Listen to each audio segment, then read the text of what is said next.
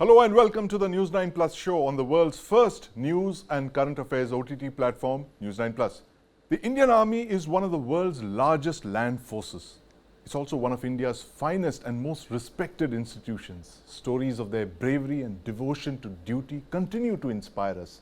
But today we have another inspirational story.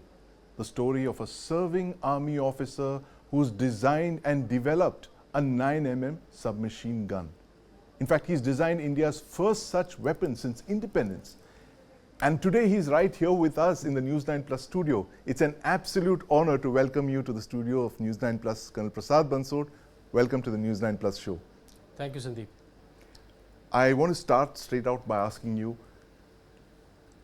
army officers, army soldiers are primarily users of weapons. They're not bothered about who designs it, how they design it. What drove you, a serving army officer, to design a submachine gun? Tell us this fascinating story. Well, Sandeep, as you see, Indian Armed Forces are one of the most richest operationally in the world. They are rated as one of the finest troops in the world. The total strength of our armed forces today is approximately 15.5 lakhs, and add on to it a CAPF strength of almost 9 lakhs. All individuals in these organizations, when I say all, I mean all individuals, are authorized a personal weapon. Right. What we call in armed forces as Zati Hathiyar. Right. If you look at the sheer statistics, the sheer number of these outmatch any other military hardware in the world. Right.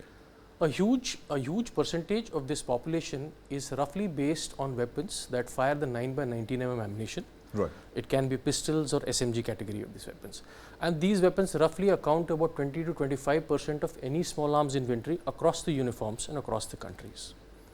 There are certain individuals in the armed forces who require a weapon between a pistol and a carbine to carry out their task optimally. These are generally weapons that are based on the 9x19mm round. They fire from high capacity magazines. They have reflex sight attached to them. And hence we see an emergence of a class of weapon called the machine pistols. Right. Of late, the Indian Army and other institutions and organizations of late procured some machine pistols ex-import. And hence it was a natural call to develop an indigenous machine pistol. Right.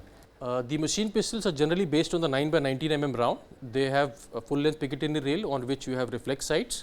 They come from high-capacity magazines, are very controllable and are capable of firing short, accurate bursts. Of late, the Indian Army had procured certain of these ex-import. Right. Also, the German HK MP5, a world-famous weapon, has been in service in the armed forces, as also in the CAPFs in quite a sizable, right, and the special forces. And the special forces as well. Right. So it was a natural call to develop an indigenous machine pistol. Right. And applicability of this 9mm is pan uniforms, pan country. In 2017, I was posted to an organization called the Infantry Trials and Development Unit, right, a premier institution that's part of the ITDU. Right.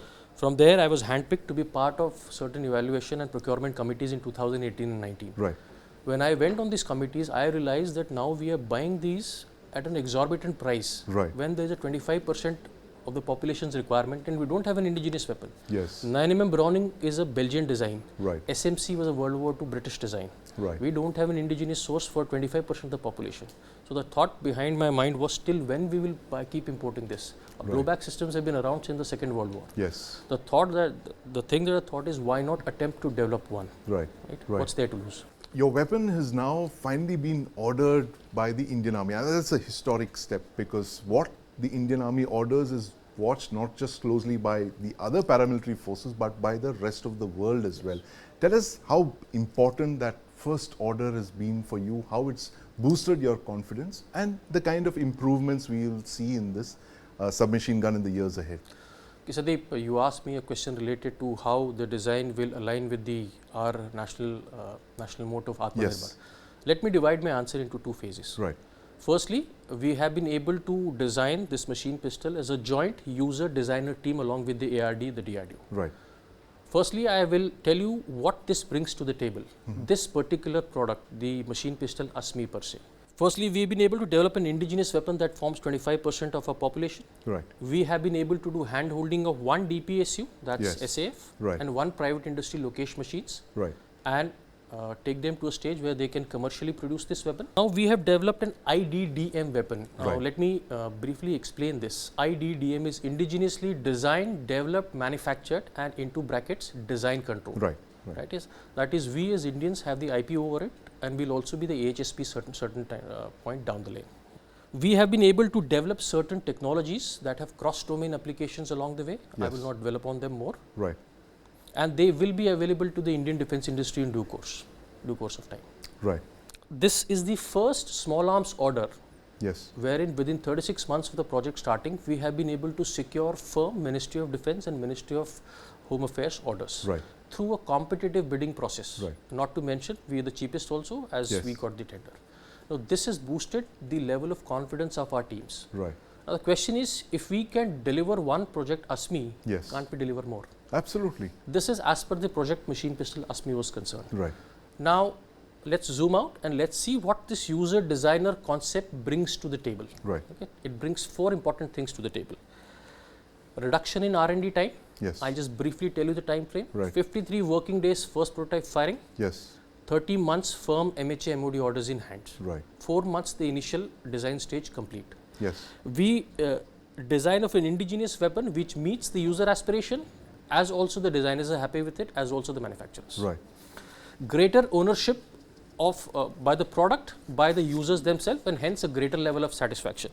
And lastly, boost to the indigenous industry for developing a weapon. Right. That not only meets our aspiration, but is an ideal candidate for exports as well. Right.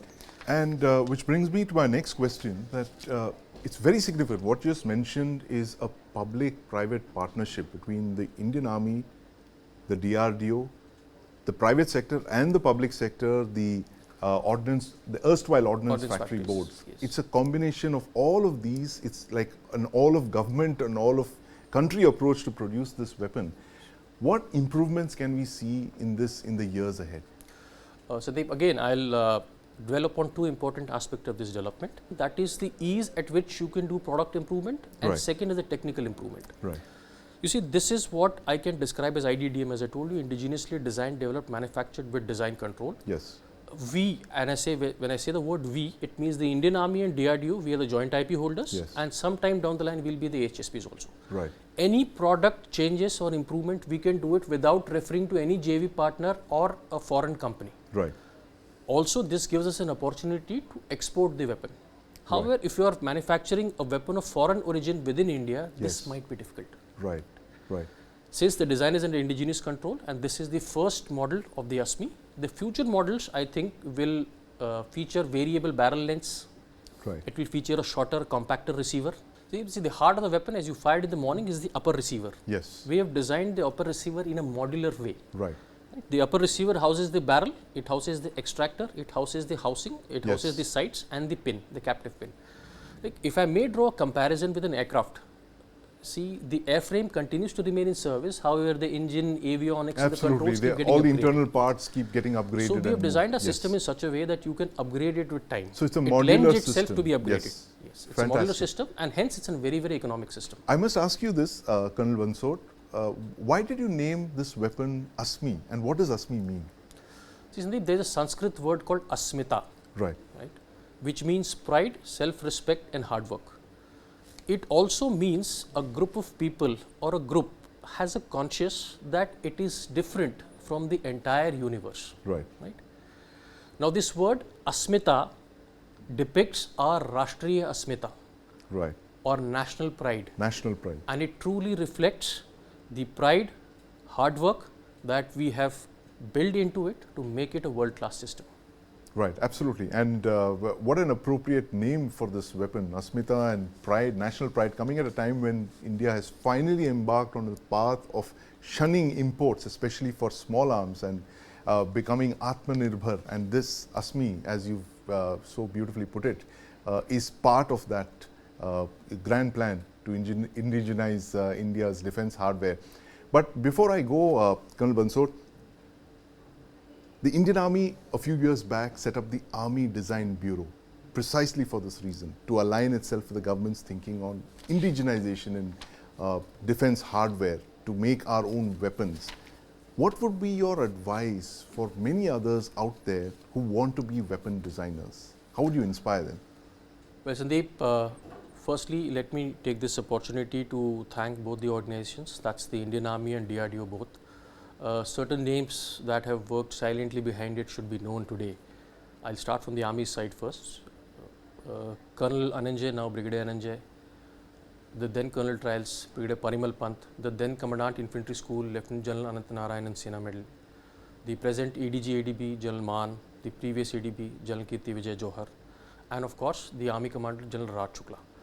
I vividly remember that night in August 20, when at about 11:30 at night the phone rang and the operator said, Army Commander Saab baat karna chahte hain. Right. This is how many years back was this? This is 2020. This is August 2020. Right. And he asked me two crisp questions. Prasad, how much time you require to develop a weapon, and what are the finances or funds that you would be requiring to develop it?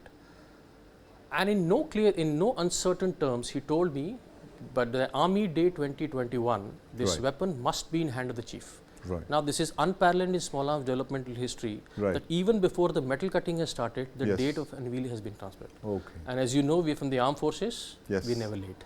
In the same breath, let me also thank the hierarchy of the DRDO, my present lab director, the earlier one, without whose blessings the things were not possible, my group director, Mr. Colonel Prasad, our small but effective bunch of people called the PMU, Prototype Manufacturing Units, those who made the first receiver in-house, complete weapon in-house.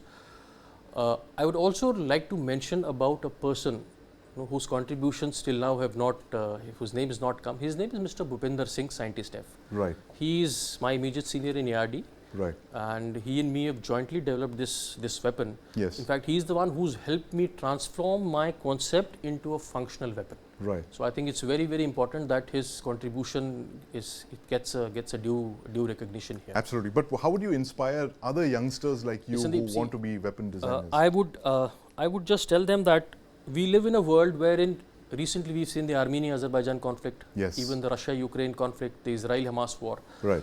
There are certain glaring lessons out of this conflict, and one of the most important one is not to be import dependent on your military hardware. Right.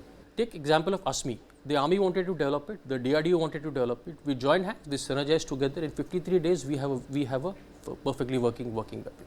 The Army Design Bureau, on its own side, has been set up to fasten up the pace of indigenization, and funding and technology support as well as incubation should be the last thing that should be on anybody's mind with so many incentives being developed by the government of India now.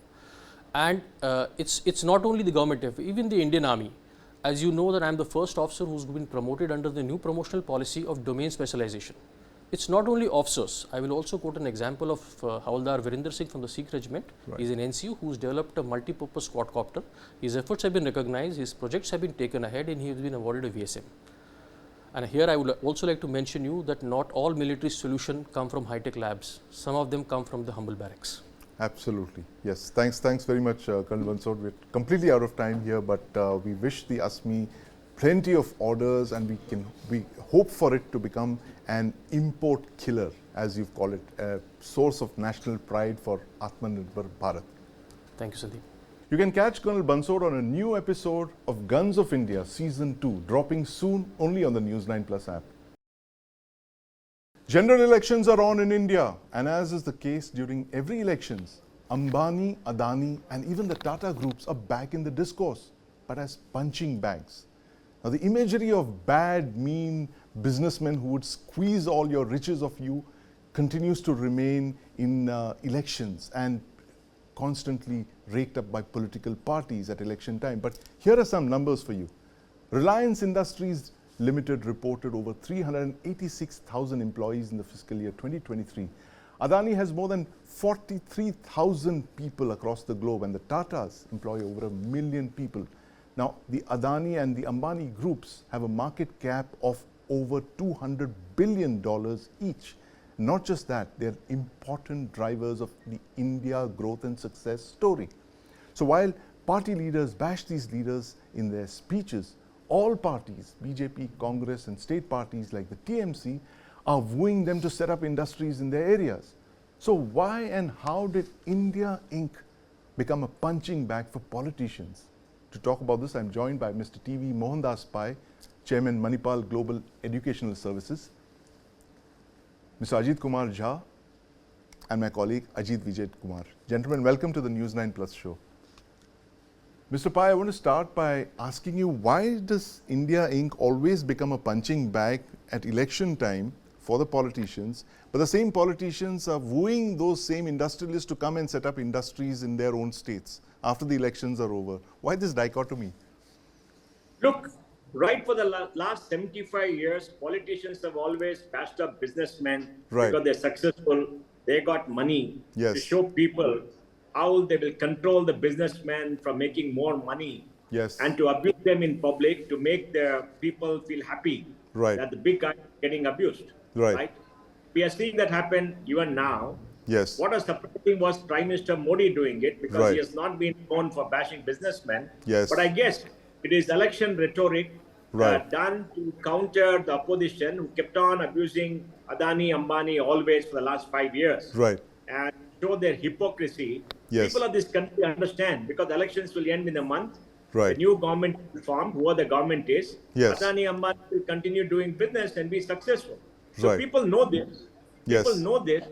And it is election rhetoric. We must take it in stride and just keep quiet. It's going to happen again in the next 5 years. It's going to keep happening again and again. And I think that's not going to change. It's not going to change. But Ajit, public hai, sab janti hai, as Mr. Mohandas Pai said.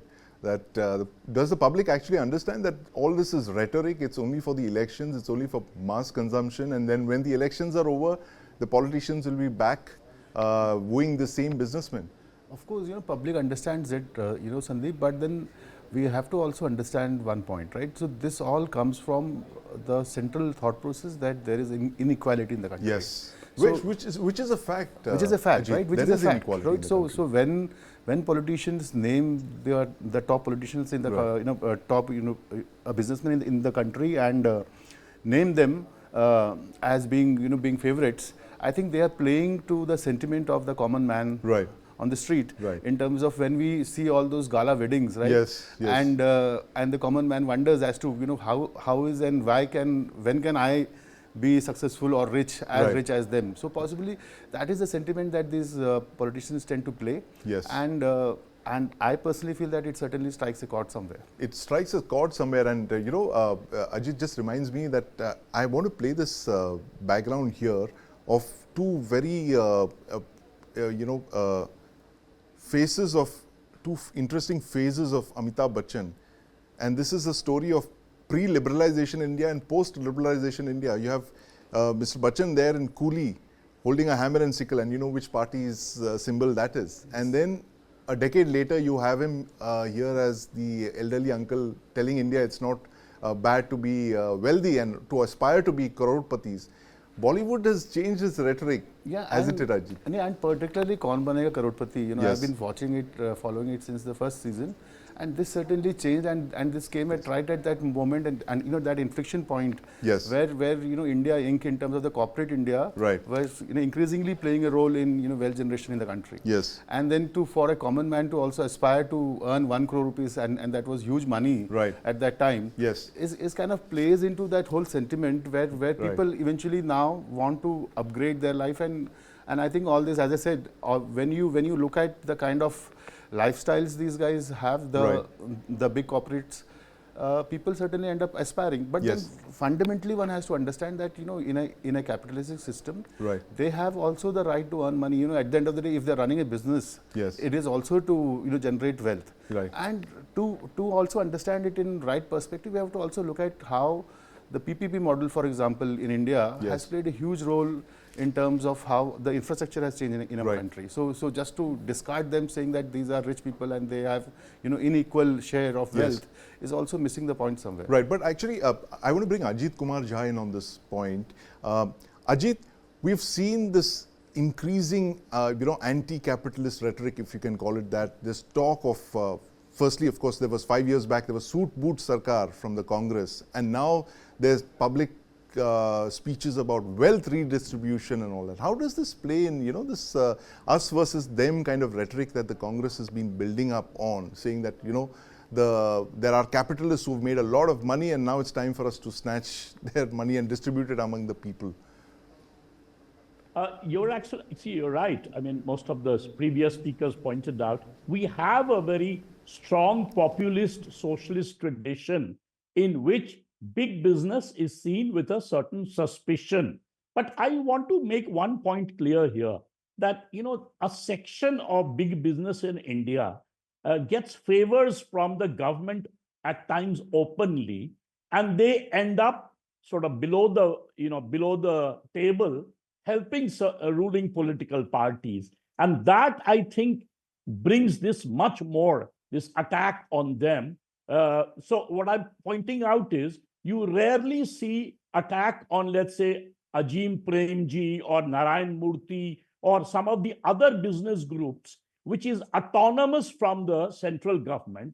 It's more what, sometimes left-wing guys called crony capitalism, when certain business groups take undue favors from the government, and which comes out in the open in the forms of scam and things of that sort.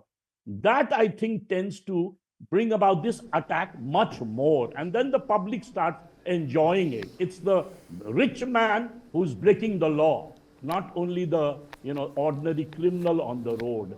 So I think that what gives it a certain amount of punch among the people. So what should happen, which you see in the West, for example, yes, that there aren't any kind of open links that way. I mean, there are people there are businessmen who support Democratic Party, others yes, support Republican Party. But they don't take undue favors all the time from the government, like some of our businessmen tend to do. I think, so the best way to end this is make autonomy between business and politics, to bring about institutional checks such that you don't have this kind of quid pro quo happening. Quid pro quo politics. Mr. Pai, there's always been this charge of, the government being hand in glove with the industrialists. It's there across the world. And I think one of the reasons that the government brought in the electoral bonds was to kind of bring in some kind of transparency for political funding in India.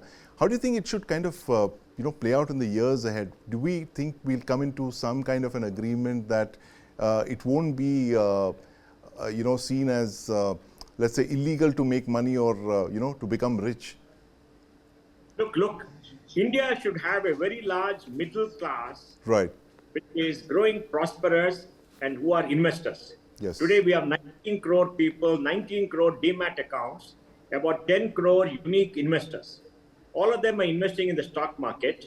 And when it comes to 15, 20 crore people investing, that could be maybe 60, 70 crores of people in terms of family. You'll find a sea change. Then, if you have a politician abusing a businessman and the stock price falls, the politician is going to feel the consequence. Because who is getting hurt will be the ordinary investor, right? So people should have a stake in the wealth creation by certain people. And that's going to happen in the next maybe 5, 10 years. And then we'll see a sea change. I don't agree with the other gentleman who said that people have taken advantage. I have not seen any businessmen take advantage in the last 10 years.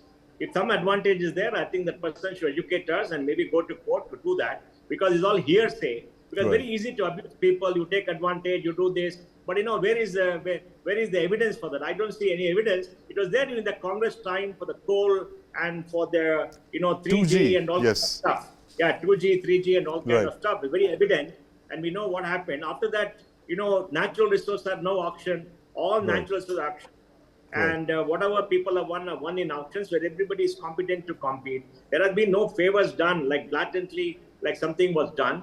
Are any policies built to favor anybody? Well, I've been seeing policy for the last 35 years. Last 10 years, I've seen policy which is fair to most people. So I think this old thinking that, do this. But remember, during demonetization, Modi, to make sure that it's palatable to everybody, because there's pain at the bottom of the pyramid, said, I'm going to go after the black money class. And I guess the people at the bottom felt happy that he's using that to hurt, even though they were hurt because they didn't have liquidity. And I guess, see, the important thing in a democracy is to communicate with the people who are voters. The largest number of voters are people who are not very prosperous. Maybe 20-25% of India has benefited from opening up in the last 25, 30 years. And that will go to maybe 40-50% next 10 years. But, people see the differential, because after liberalization, 20-25% have seen the income rise very, very fast. Whereas the rest have not seen the income. Their incomes have risen. There's very good evidence for that. But they're not risen at the same pace. So the differential is there. And I think we got to learn to live with it, because that's the only way to create wealth for society. Now, as for the electoral bonds, look, the Supreme Court, I think, did a great injustice to the people of this country by saying that in Article 19, you're not transparent, you're not disclosing, so now you've got to disclose and do everything else, and saying is illegal. Because Supreme Court forgot, before the electoral bond, everything was in cash, nobody had information. Right. And where are the rights then? Where are the Article 19 then? Now in this electoral bond, one part of the equation has been solved, not the other part. What is the one part? You could give tax-paid money and get a tax deduction openly, and that money was fully accounted. It is not black money. It is accounted money. Right. And despite some people saying it is all shell companies, even the shell company is subject to income tax. They'll file a return. They'll take 100% deduction. If a shell company gives a bond, somebody else has given money, and that can be tracked. So it's nothing different, nothing wrong. Even if you make a loss, you can give it, because the loss is after these bonds. And they're all private companies. Whether they make a loss or profit is irrelevant to others who are not owners of the company. So what Supreme Court should have done possibly is to say that electoral bonds are filed, you give all the full information to the Election Commission, it will be kept logged, and if you make an allegation there's been a quid pro quo, you can come before the court, and the court can ask the Election Commission to release the data. That would have been better, because they all preyed on the court's fear and sanctimonious attitude that, we'll protect the people, people don't know, they're given bribes. I mean, there's no evidence of bribes. All political parties that got money. The largest donor was a lottery fellow from Tamil Nadu, and which people suspect was money washing, right? You can see who are the people who got the bonds, because lottery is all about cash collections. Right, absolutely. Lottery is all cash collections. And you can see what happened in Bengal. In Bengal, the TMC has kept quiet. They got a lot of money from 3 or 4 people. They kept quiet. Nobody's talking about that. Even the Congress got money. They kept quiet. It's unnecessarily been blown up by people who played on the fear. Now what is happening? Because you said it's illegal. Now everybody is doing cash. Now has our status improved as citizens? Are we getting good information? Nothing. It become a black box. We went from a black box to a half white box, and now we've gone back to the black box yes. So Mr. Pai, I'm just going to bring in Ajit on this point there. That was quite a long and elaborate explanation. But Ajit, the point that Mr. Pai made, the fact that it's all a question of the wealth trickling down to the bottom of the pyramid. And as he says, that we are already the world's 4th largest stock market, and in the years to come, it's quite likely that the middle class will become even bigger, probably be one of the biggest middle class in the world. You see a time when, say, allegations like Soot Boot Ki Sarkar will not wash with the majority of the people as it does today because of the wealth disparity. As he was mentioning, Mr. Pai said, a decade from now. You think a decade from now, Indian politics will be transformed with the rate at which the Indian economy seems to be growing? That can only and only happen with the full support from India Inc., right? You can't do it without their support. Right. The government can't do it, right? So when we talk about India Inc. as the primary or the one of the biggest contributors to India's GDP, so you have to also understand that if they are the drivers of GDP, they will also have to have some say in public policy, right? Okay. If you want to create jobs, if you want to create investment, if you want them to put their money into public infrastructure, they also have to have a say. And to have a say is not to kind of influence them, but you have to have a say. Right. So that fine difference is something that India as an as a democracy will have to evolve and understand, that there is this fine difference, where you want to have a say and to also or to have one kind of negative influence on it. That difference, I think, in the next 10 years, as Mr. Pai said, it will evolve certainly for sure. And this whole idea of the middle class becoming bigger, larger, this is which is going to happen, and which has happened also in the last 20 years. I think what happens and where these politicians also play is they play to the last man, right? So they don't play to the middle. Playing to the galleries. They play to the last man. They play to the poorest.